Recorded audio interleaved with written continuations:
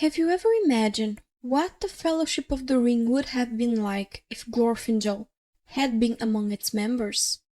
In my opinion, his presence would have completely changed the dynamics of the mission, making it less vulnerable, but at the same time far riskier.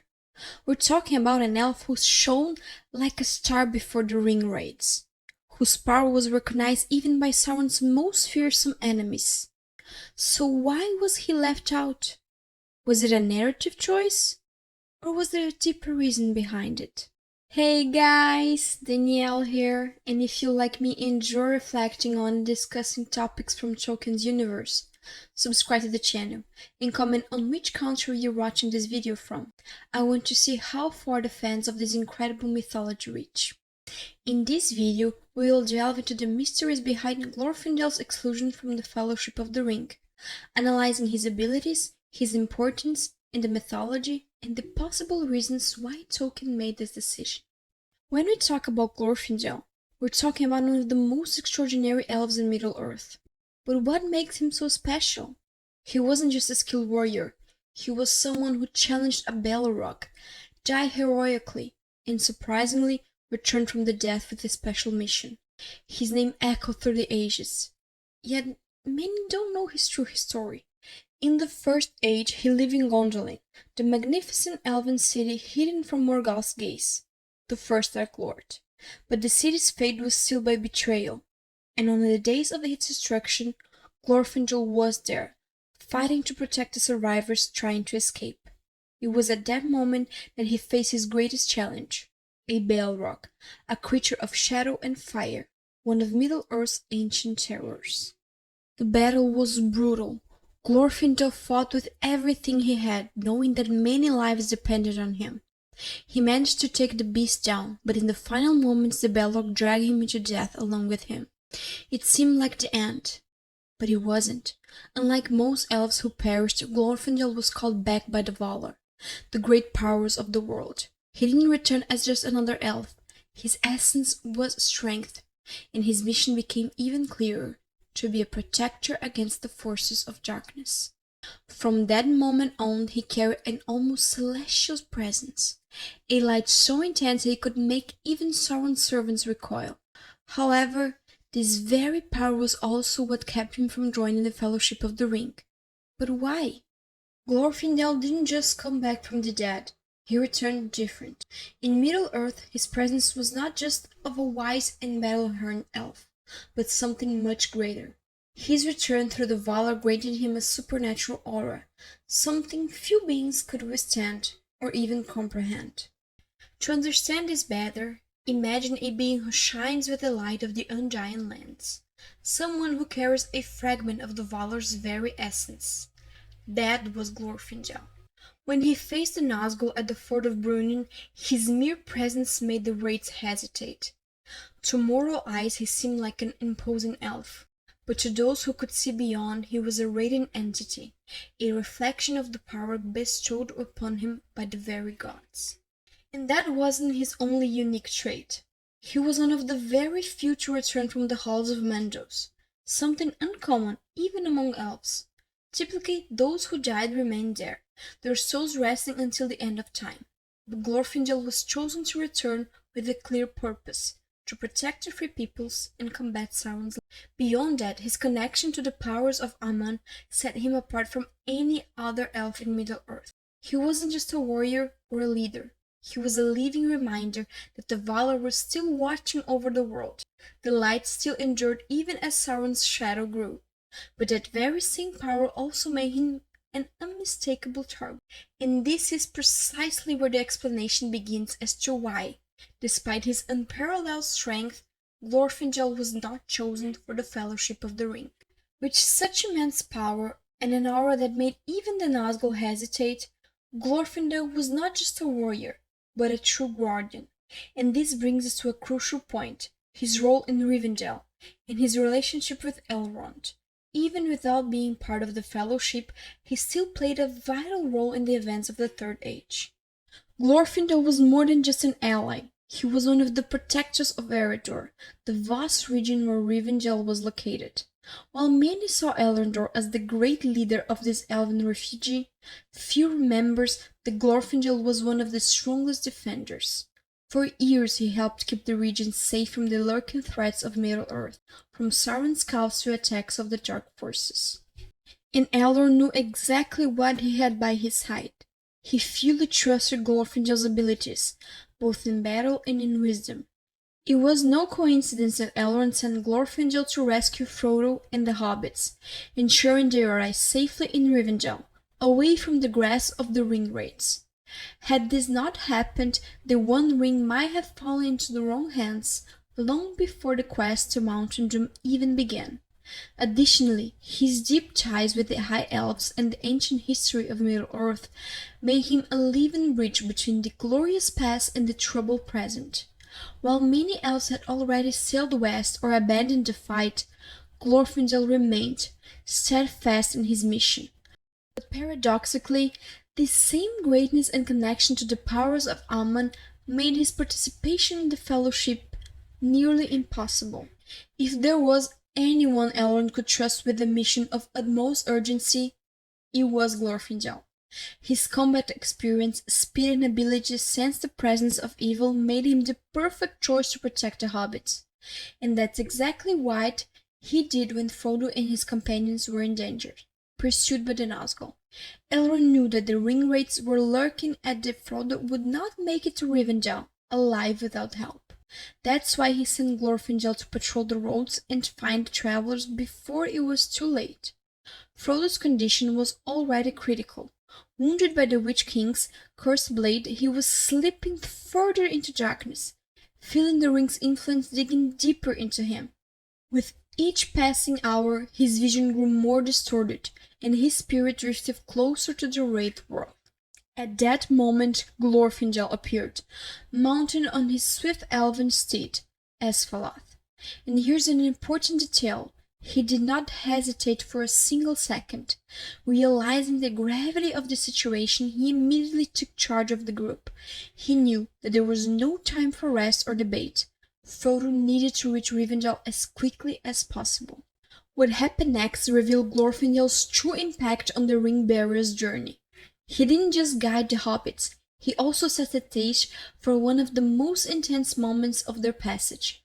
The Nazgul pursuit was only beginning, and Glorfindel would have to make a crucial decision that would determine Frodo's fate. The tension grew with every step. Glorfindel knew that Nazgul were close and that Frodo would not last much longer. The wound left by Witch King's blade was draining his strength, and the shadow of the ring loomed over him. If the Wraiths reached him, there would be no escape. Frodo would fall under Sauron's will. It was then that Glorfindel made a bold decision. He turned to Frodo and without hesitation ordered him to mount Asfaloth, his elven horse. But this was no ordinary steed. Like all horses bred by the elves, Asfaloth was faster and more intelligent than any common mount, capable of understanding direct commands without the need for reins or urging. Glorfindel knew that Frodo's only chance was to run. And then, as the darkness moved through the trees and the Nazgul finally emerged, Glorfindel shouted a command that would change the fate of the Ring-Bearer. Noralim, Asfaloth! In an instant, the horse shot forward like an arrow, carrying Frodo toward the fort of Rhunon. Behind him, the Black Riders began their pursuit, their spectral voices echoing in the night. The Ring-Bearer could no longer see clearly. His mind is overwhelmed by dark whispers, but Asfaloth did not stop. He knew that he had to cross the river before it was too late. Meanwhile, Glorfindel did not stand idle. He and the others, including Aragorn, had advanced against the Nazgul, with torches in hand, trying to drive them back. But what happened next was something even the Wraiths did not expect. Glorfindel shone. It was not just the light of the torches, nor a reflection of the moon. His body radiating an intense glow, a presence that did not belong to this world, something only the Nazgul could perceive in its fullest form. To them, Glorfindel was not just an elf, He was a force from the west, a being marked by the valor, a reminder of something that the wraiths could never endure, pure light against absolute darkness. And in that instant the Nazgul hesitated. But the chase was not yet over, and what was about to happen at the fort of Brynnin would be the decisive turning point in the battle. After the dramatic pursuit at the fort of Brynnin and the defeat of the Nazgul, Frodo finally arrived at Rivendell, where his life was saved by Elrond. But the journey was far from over. The great question now was, what to do with the One Ring? And it was at this moment that Glorfindel reappeared, no longer as a warrior on the battlefield, but as a wise counselor at the Council of Elrond. The meeting brought together representatives of the three peoples, including Gandalf, Aragorn, Legolas, Boromir, and Gimli. Each presented their views on the fate of the ring, but Glorfindel raised a crucial point. He knew the dangers of the ring better than most, and without hesitation stated that no force in Middle-earth could face it directly. Sauron could only be defeated if the ring was destroyed, and any other attempt to use it would end in disaster. During the discussion, several possibilities were debated, including one that many Tolkien's fans still question. What if the ring were given to Tom Bombadil?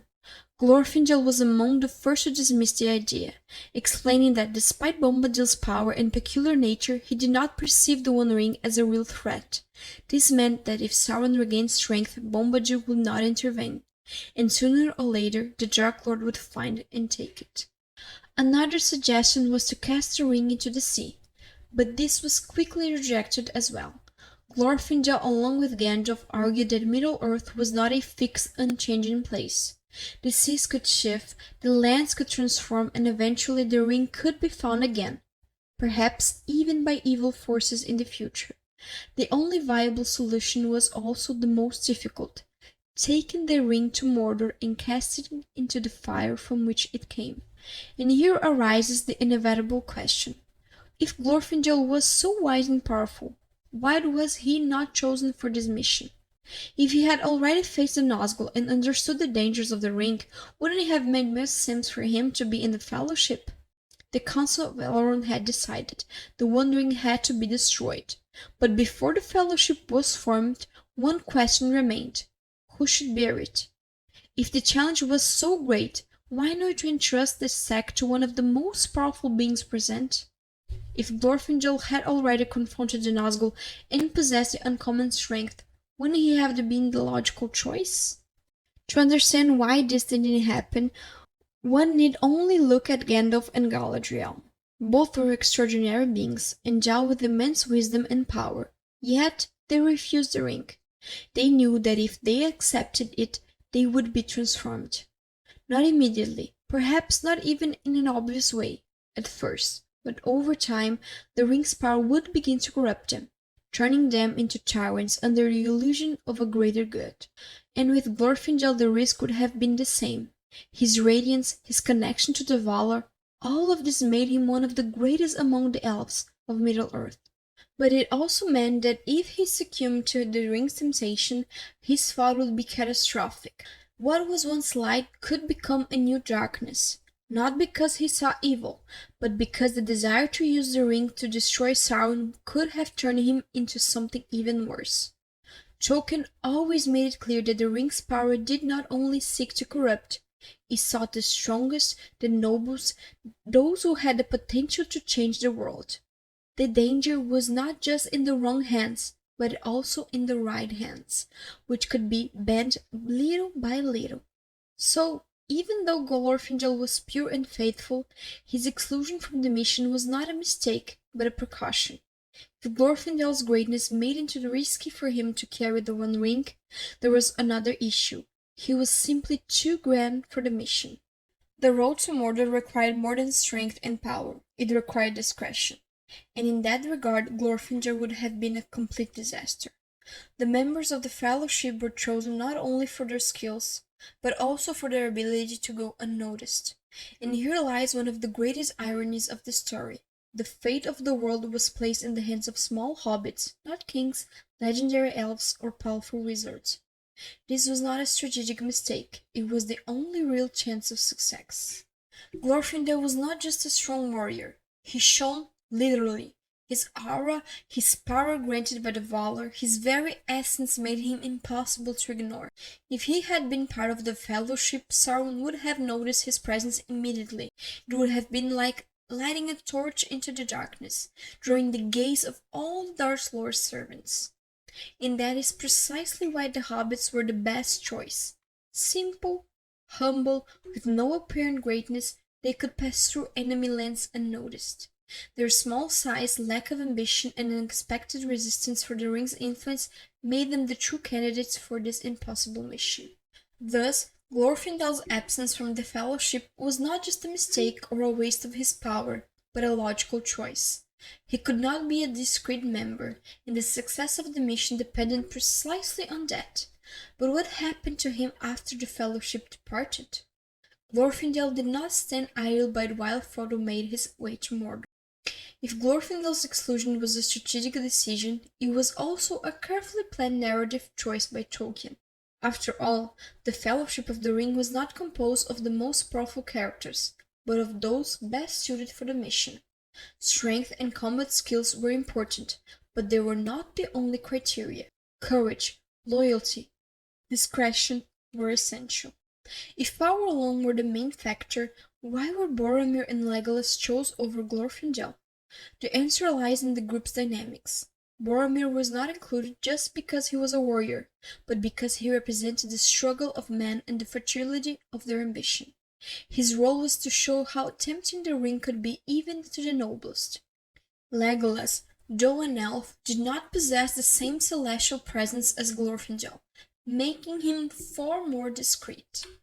Tolkien wanted the Fellowship to be made up of unexpected figures, aligning with his vision of fate and the battle between good and evil. The One Ring would not be destroyed by an army or a single powerful hero. It was a mission of sacrifice, not glory. Glorfindel, with all his power and connection to the Valar, simply did not fit his narrative. His presence would have completely changed the tone of the mission, making it more epic, but far less grounded within the logic of the story. Thus Tolkien followed a very clear structure, balancing strength and weaknesses with the good, ensuring that the journey was full of real challenges rather than being resolved by sheer force. But this does not mean that Glorfindel was inactive during the War of the Ring. Glorfindel's exclusion from the Fellowship of the Ring may seem like a loss to main narrative, but that does not mean Tolkien considered him a secondary character. Quite the opposite. In the author's later writings, there are strong indications that Glorfindel played a much larger role in Middle-earth mythology. Tolkien revisited Glorfindel's story multiple times over the years, trying to establish more clearly whether the Glorfindel of the First Age and the Glorfindel of the Third Age were the same character. In some of his texts, he confirmed that they were. The same elf resurrected and sent back to Middle-earth by the Valar to continue his mission.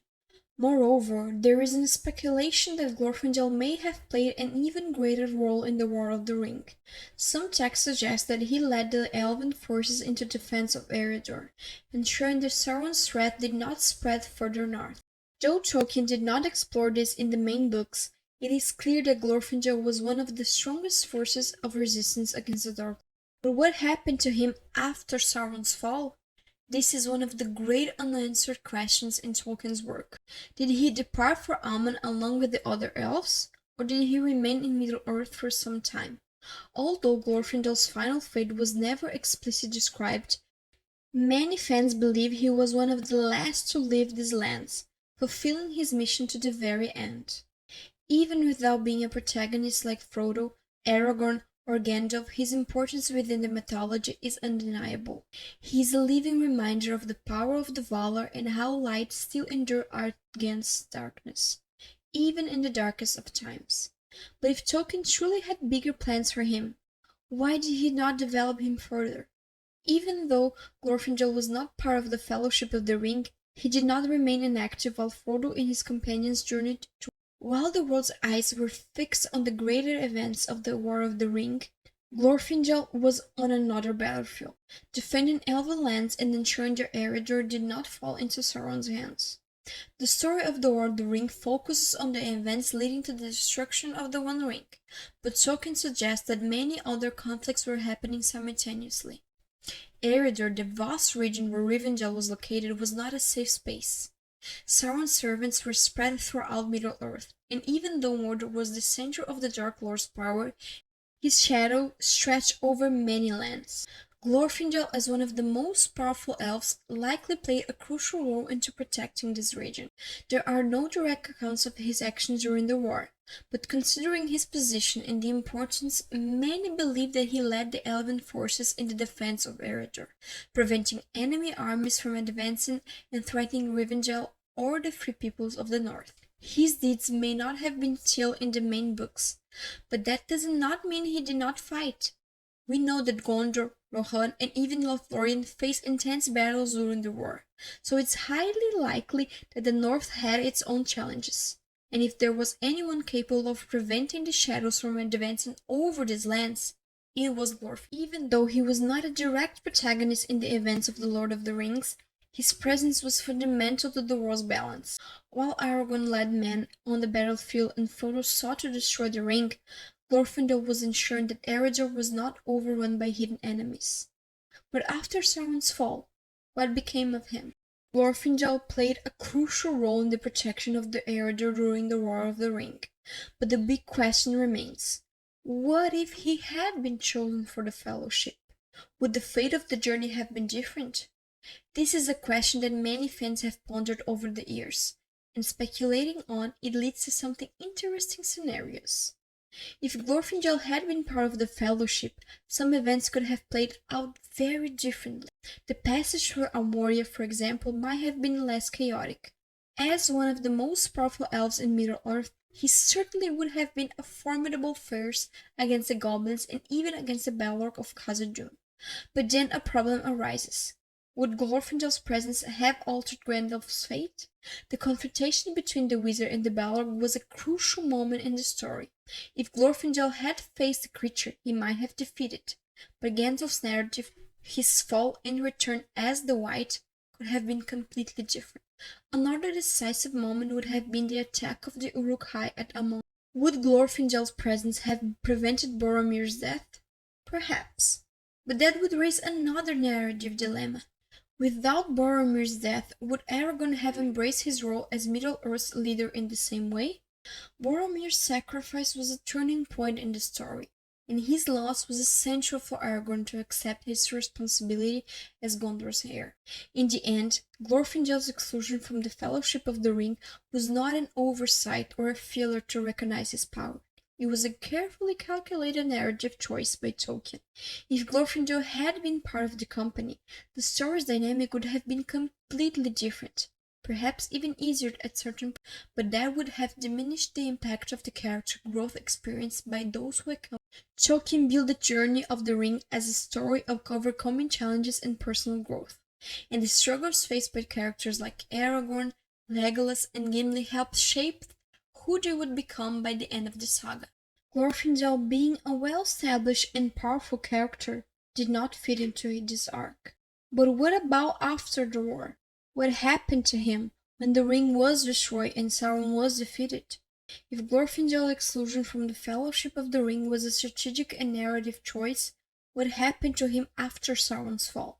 While many characters had their destinies clearly defined at the end of the story, Glorfindel's future remains an intriguing mystery in Tolkien's mythology.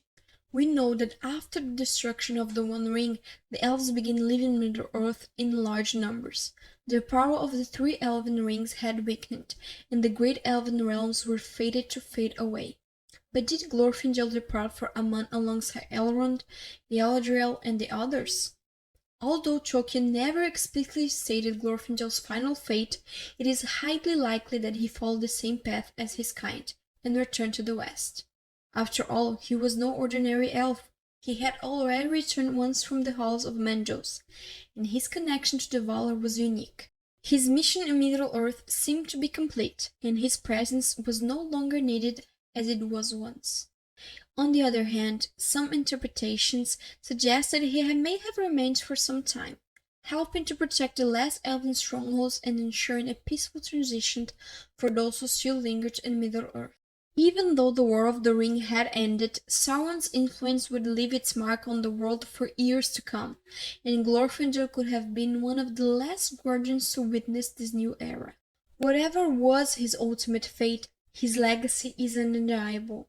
He was one of the most powerful elves to walk Middle-earth, as a symbol of resistance against darkness, and a living reminder of the connection between the Free Peoples and the power of the West. But even with all this importance, why did Tolkien never develop his story further after the War of the Ring? Glorfindel's fate may be a mystery, but his impact on the Middle-earth is undeniable. From his heroic sacrifice during the fall of Gondolin to his role as the guardian of the Eredor, he was always on the front lines against the forces of darkness. Despite his exclusion from the Fellowship of the Ring, his legacy was not erased. But as we have seen, Glorfindel was not chosen for this mission, because his radiance was too grand to go unnoticed. He was an extraordinary warrior, but the journey of the ring required discretion, endurance, and characters who could grow throughout the mission. In the end, he served more as a protector and a counselor than as a direct participant in the ring's destruction, ensuring that those who were truly meant to bear this burden reached their destination. Now, the question remains for you. Do you think Glorfindel should have been included in the Fellowship of the Ring? Or do you believe Tolkien made the right decision by leaving him? I want to hear your thoughts. Leave a comment and share your perspective on this incredible character.